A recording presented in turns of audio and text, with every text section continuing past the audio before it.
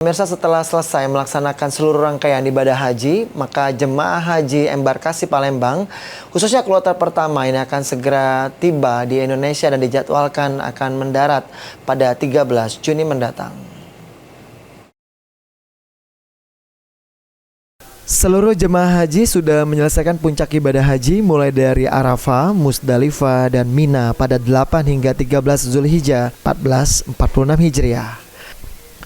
Humas Kanwil Kementerian Agama Kemenak Sumatera Selatan Abdul Kudus mengatakan kloter pertama embarkasi Palembang dijadwalkan berangkat dari Saudi Arabia pada 12 Juni dan akan tiba di Indonesia pada 13 Juni mendatang. Setibanya di Bandara Internasional Sultan Mahmud Badarudin II Palembang, para jemaah akan melalui tahapan pemeriksaan kesehatan oleh petugas dari Balai Kekarantinaan Kesehatan. Pemeriksaan ini dilakukan untuk memastikan kondisi kesehatan para jemaah sebelum kembali ke daerah masing-masing.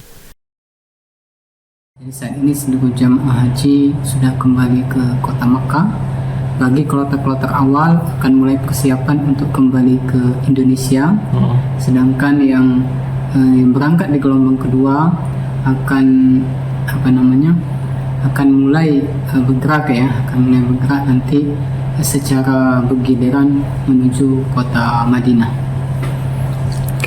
Untuk kloter pertama, kapan jadwal kepulangannya? Untuk embarkasi Palembang, itu insya Allah kloter pertama itu akan berangkat dari Arab Saudi itu sekitar tanggal 12 Juni dan tiba di Indonesia itu pada tanggal atau di kota Palembang itu pada tanggal 13 Juni 2025.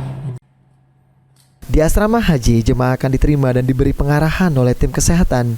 Bagi jemaah yang membutuhkan istirahat, asrama haji telah menyiapkan kamar khusus. Sementara itu, jemaah yang dinyatakan sehat dan tidak memerlukan perawatan lebih lanjut diperbolehkan langsung pulang ke rumah masing-masing.